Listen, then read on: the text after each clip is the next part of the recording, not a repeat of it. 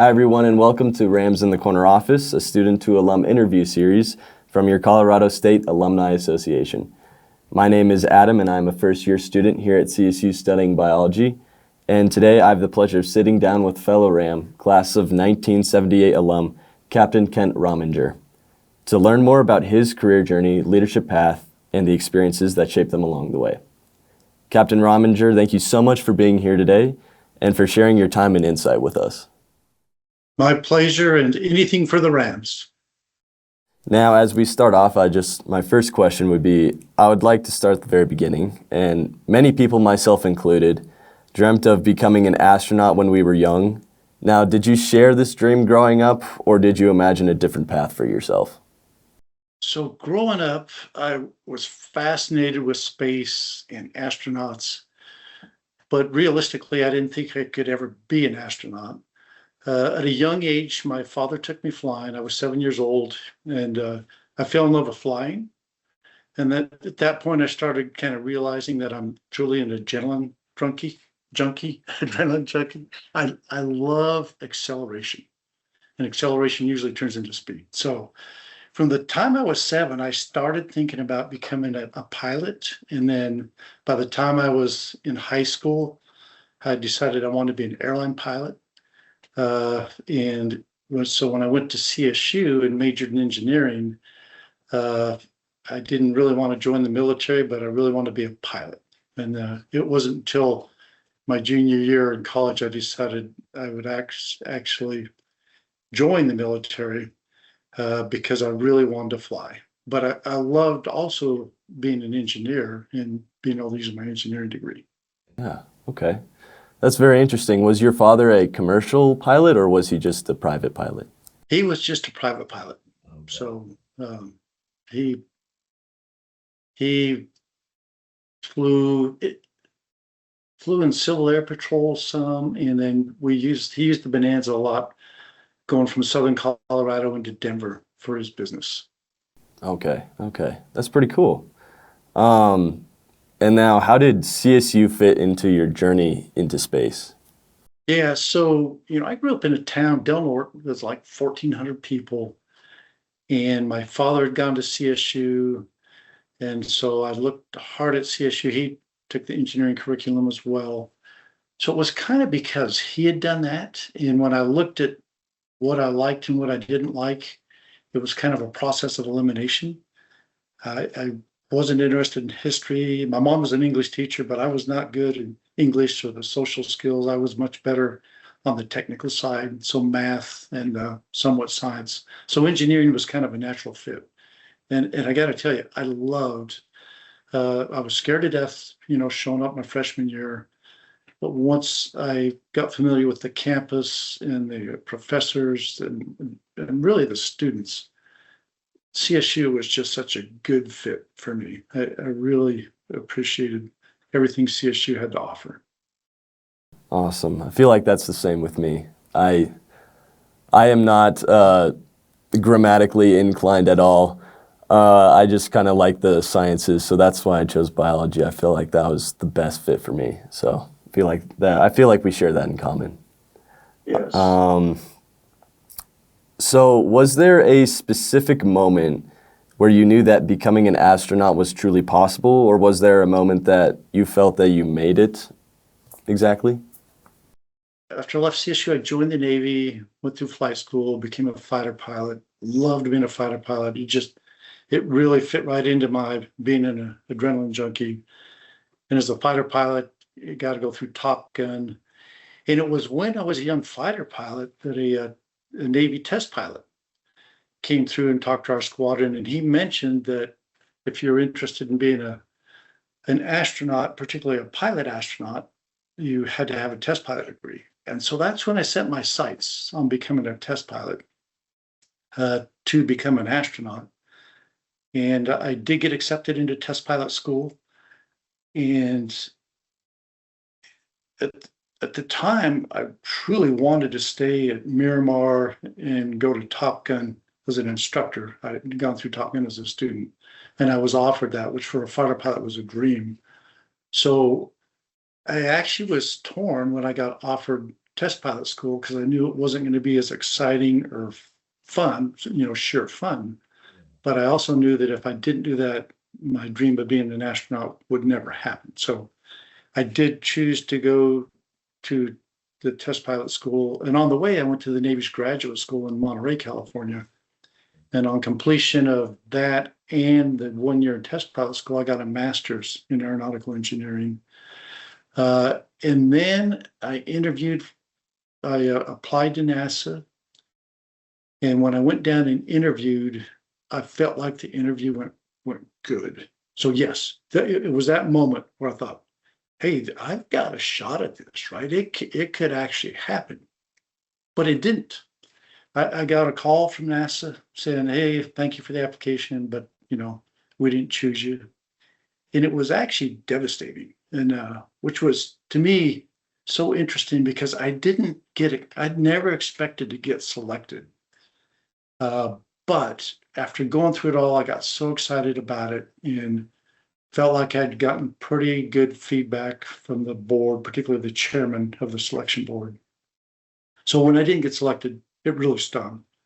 And perseverance, the one thing I kept telling myself was, if you look at all the astronauts that have been selected, more than half of them did not get selected on their first interview.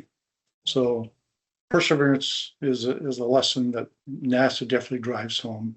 I knew guys that had applied 5 or 6 times before they finally got in. So, but yeah, so really that moment I thought, hey, I've got a shot at this. And I was more optimistic then than I was after the second time I interviewed when I actually got selected.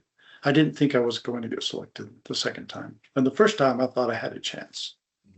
Wow, that's such an incredible feat. And when you said Top Gun, I knew I just had to ask this question. Is Top Gun just like what the movie portrays it as, or is it completely different?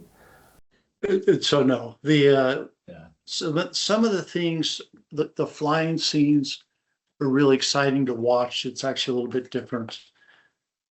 One of the lessons I took away from Top Gun will really surprise you. And that lesson I took away was people skills are important, which is so ironic, right? Because you go to Top Gun to learn a lot about fighting the airplane, learning how to fight it, employ it, to be really good at those tactics. But Top Gun realized, hey, if the people that come out of Top Gun are only themselves good at the tactics, their squadron isn't taking full benefit of their skill level, right? So what they really want is those that go through to be able to go back to their squadron and instruct, teach. And the first thing they tried to teach, these fighter pilots that have egos were, if you go back to your squadron and all you do is beat up everybody in the air because of what you've learned here, you're going to make them defensive and they're not going to want to learn.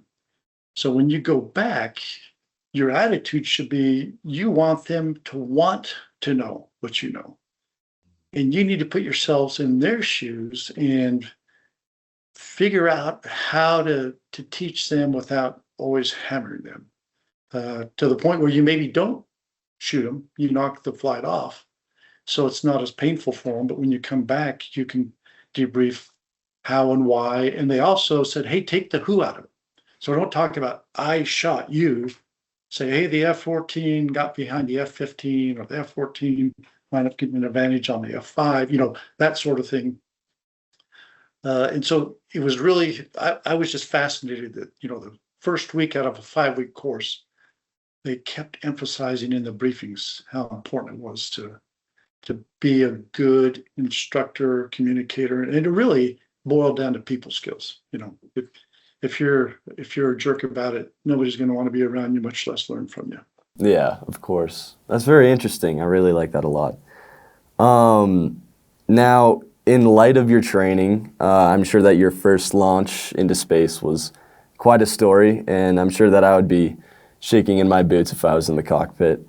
So when you were preparing to launch, what were the emotions that you were feeling on takeoff? Were you scared, excited, or just cool, calm, and collected?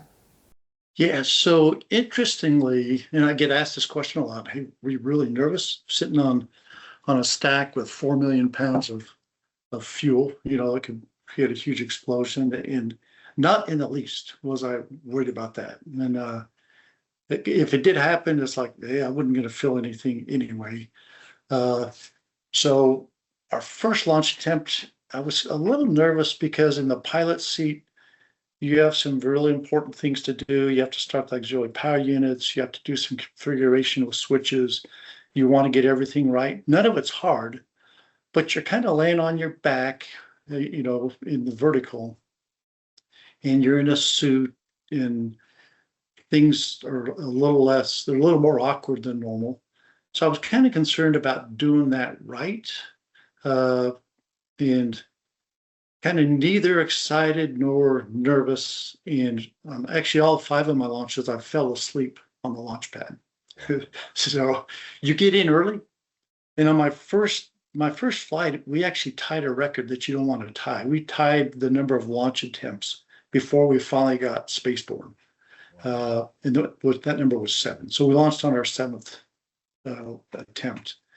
So by the time we really launched, I was really good at configuring the switches. That had all gone away, that nervousness. And now I was just concerned that something would keep us from launching again, whether weather or mechanical or the range safety guys. But when we did launch, it was just phenomenal. Wow, that's incredible. That's amazing. So now we're in space, and when you saw the Earth for your first time, what were the emotions that were running through your head? It's mesmerizing, and on the launch, I'll even back you up a little bit. When we launch, the pilot is in the right seat on the space shuttle, but shortly after launch, we roll inverted. That way, if we had to take over and pilot the shuttle manually, it's on autopilot, you could see the horizon. Because if you don't roll inverted, you can't see the horizon. You can't see over the nose with that kind of steep climb out angle. Yes. But the other thing that affords you is now in the pilot seat, you have the absolutely best view. You look over your right shoulder and you can see the coast of Florida. We're accelerating, going straight up close to 3G's acceleration. I had never seen anything like this before, where I saw the coast of Florida shrinking. I just saw it just shrinking at this unbelievable rate, right? Because I'd never seen anything like that. And it really was mesmerizing. And I made a comment, and the commander said, hey, well, how your engines doing, right? Because I was supposed to be looking at the engines, not the coast of Florida disappearing. And I think I just said, thank you. Hey, they're doing great, all 3. And so the next surprise was when the main engines cut off.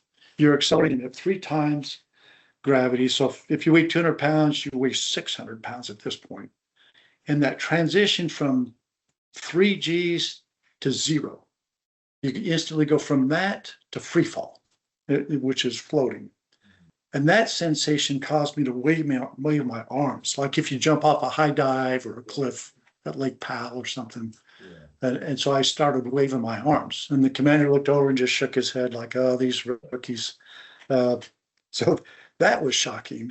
But then to your point, looking out the window, it was just mesmerizing, seeing the curvature of the Earth, and the Earth's going by about 5 miles a second. It's really fascinating. Yeah. It's beautiful. We live on a beautiful planet. Yeah, I bet that was one crazy experience. Just to cap off your incredible career as an astronaut, you were inducted into the NASA Astronaut Hall of Fame in 2015.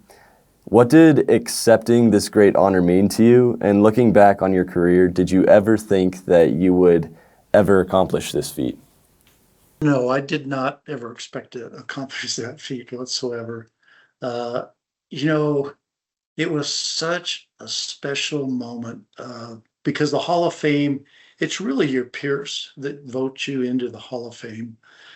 Peers and a couple of professionals that were either center directors or flight directors have a say as well. So to me, it was just really rewarding and kind of, back to the Top Gun lesson about people skills. Because at NASA, it is way a team effort. And my whole view on life is our entire life is a team effort. And there are jobs where you're isolated and you're doing things yourself, but in general, this whole sport of life is a team effort. And you know, in the Navy and certainly at NASA, I really appreciated what a team can do instead of a bunch of individuals. And it helped me focus on being the best teammate I could, which is sometimes doing the job nobody else wants to do, or doing the job that's the least fun because maybe you're the one that is the best one to do it, or it just makes sense for you to do it. Uh, Try to, you know, sacrifice for the team when you need to, step up, lead the team when you need to. Yeah, so you know, it was really a special moment. You know, my wife and daughter, family were there. It meant the world to me. Awesome. Awesome. I really like how you phrase that, how life is a team effort and that everybody is working as a team to get through it. Now, is there something about living in weightlessness that you were not expecting or were surprised by? And I know that astronauts, when they return to Earth, they weigh less than what they were before. But are there any other physical effects or habitual changes that space forces on you? Typically on the first day, you'll wind up with some nausea. And NASA's never been able to correlate some fighter pilots that have never gotten sick in their life or sick in space.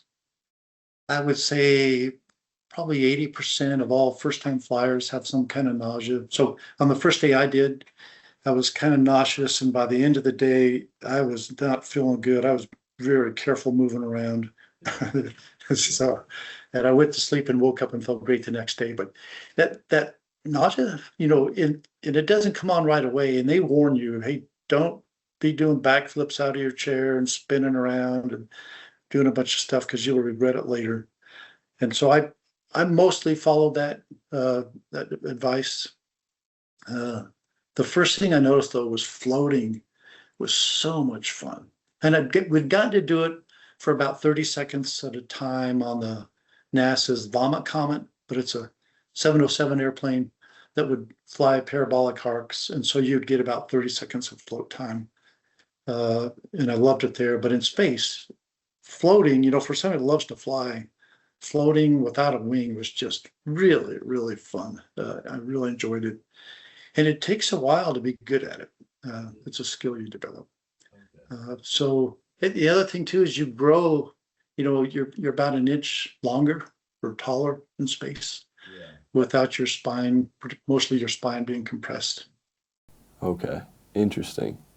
And your neurovestibular system adapts pretty quickly. Once you get past that initial nausea bout on day one, it adapts quickly. And then when you come back to Earth, it takes it longer to readapt to where you'd been, you know, 99 point something percent of your life, which was kind of interesting to me. Yeah, okay. And I think just a follow-up question would be, what is your most cherished memory while you were in space? On my first flight as commander, we docked with the space station. We were the first space shuttle to dock with the space station. And going through training, we had to figure out some things to make the rendezvous work efficiently. And when it all came together and we docked on time, you know, on center line, it was really rewarding. And particularly since it was the first one, I was nervous. I didn't want to be famous for the guy that didn't dock and bounced off of the station. Another really cherished moment was on the first time I got to land the space shuttle. It was a night landing, and my pilot, kind of like a team sport, you know, I had him work with me because you tend to lag, you tend to be behind. Almost every single commander on their first landing tends to land a little early and land a little fast. And we know that. We work hard not to. And I thought I totally had a suitcase. But my pilot, who pilot's a misnomer, he's really the co-pilot. he gave me a hold it off. And a hold it off means, hey, your nose is lagging, right? You're lagging. And when he said hold it off, I remember thinking, what's he talking about? I'm right on. And I looked harder at the information, which is a ball bar that tells if you're high or low. And he was right. We were settling. So I immediately put in an input, and it wound up being the perfect input for a touchdown that was like spot on. And it was due to Rick Husband, my pilot, and it was due to my effort to work as a team that he saved me from touching down fast and early and had us touchdown, spot on. So that was I was really happy for me and him, after doing that. But yeah, there's so many amazing things in space, from seeing the aurora. On first flight, the commanders at the window going, wow. And it was a meteoroid shower. It goes, wow, look at all those shooting stars. And so I'm looking up to try to see these shooting stars, and I don't see anything. And I look at him, and he's looking down, because in fact, it's the atmosphere that creates, the meteorite shooting star. And I was looking up. And so when I looked at it, I thought, oh my gosh, I'm such a novice at this, How is that I didn't think to look down for a shooting star? Because all your life you look up to see a shooting star. Anyway, moments like that were just always fascinating to me, and there's hundreds of them. Yeah, of course. Yeah, I'm sure there's just so many. I think just going back to movies, and when I think of space movies, I think of Interstellar, The Martian, possibly the new movie Project Hail Mary that just came out. I'm sure that if you've ever watched those, you're quite the critique of what happens in those movies. What kind of goes through your minds when you're watching them? Yeah, it's interesting. So Interstellar, right, which was kind of way sci-fi, I really enjoyed. Gravity really bothered me, right, because there's so much in there that wasn't right. And at one point I thought about walking out. I looked at my wife and I go, yeah, I'd walk out if we could get out of here without being noticed. And it was when Sandra Bullock, she was actually dreaming. So what she was dreaming, I had missed that she was dreaming this part when I was getting so frustrated with, well, that's not even close to being right. Yeah. After I realized she was dreaming it, then I was less frustrated. I was better. But yeah, so that one was kind of tough. Space Cowboys, landing the shuttle on the moon. That there's no way that would ever happen. Yeah. So yeah, I'm kind of a critique. If it's a real sci-fi, Hail Mary, I'm looking forward to seeing, and I've got friends that have read the book, and they say the book's really good. So I need to read the book too. Yeah, that's interesting, because Interstellar is like a lot of people's favorite movie. It's my friend's favorite movie, and just they don't understand that there's parts that just aren't true and they're not accurate. So that's interesting to think about. My next question would be, how has your time in space influenced your time on Earth professionally? When you see the Earth from space, it makes you realize how infinitesimally small you are as a single human being. That it makes you look at things kind of just more globally, and everything from the atmosphere, the air quality. It's really important that all of this, we take care of it as much as we can, right? Because you only have one atmosphere, and you see different areas on the planet that have a lot of pollution and others that don't. They go, yeah, we need to be able to manage this better. So it does make you think at a little bit higher level, just in general. Big picture stuff is important. Okay. Even though you're so infinitesimally small as one human, yeah, it takes a lot to make a difference. Of course. I like that answer a lot. My next question is, when you returned to Earth, did you think immediately that you wanted to go back up to space again, or were you hesitant to return? I absolutely want to go back. Yeah. And so every flight, when I got back, I'm like, hey, I'm ready to go back into space. And I was lucky. Timing has a lot to do with a lot of things.